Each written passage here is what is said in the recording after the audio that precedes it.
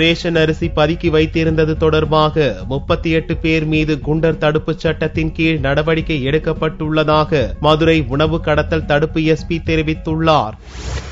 மதுரை மாவட்டம் தனக்கன்குளத்தில் கடந்த வெள்ளிக்கிழமை அன்று தனியார் மாவு மில்லில் பதுக்கி வைக்கப்பட்டிருந்த ரேஷன் அரிசி மூட்டைகளை உணவு கடத்தல் தடுப்பு பிரிவு போலீசார் கைப்பற்றினர். இது தொடர்பாக 4 பேர் கைது செய்யப்பட்டனர். இந்த ஆண்டு மதுரை, திருச்சி மண்டலங்களில் ரேஷன் அரிசி கடத்தியதாக 1972 பேர் கைது செய்யப்பட்டனர். இது தொடர்பாக திங்கள் அன்று செய்தியாளர்களை சந்தித்த மதுரை உணவு கடத்தல் தடுப்பு பிரிவு எஸ்பி சாமிநாதன், ரேஷன் அரிசி கடத்தல் வழக்கு தொடர்பாக 38 பேர் மீது குண்டர் சட்டத்தின் கீழ் நடவடிக்கை எடுக்கப்பட்டுள்ளதாகவும் கடத்தலுக்கு உதவிய 276 வாகனங்கள் பறிமுதல் செய்யப்பட்டதாகவும் கூறினார். மதுரை மண்டல புலனாய்வுத்துறை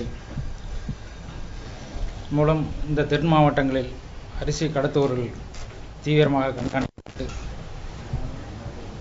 தடுப்பு காவல் சட்டத்தின் மூலம்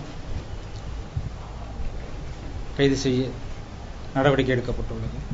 தென் மாவட்டங்களில் அரிசி கடத்தலை தடுப்பதற்காக கண்காணிப்பு பணி தீவிரப்படுத்தப்பட்டுள்ளதாகவும் கன்னியாகுமரி போன்ற எல்லையோர மாவட்டங்களில்தான் கடத்தல் அதிகமாக உள்ளதாகவும் சாமிநாதன் தெரிவித்தார்.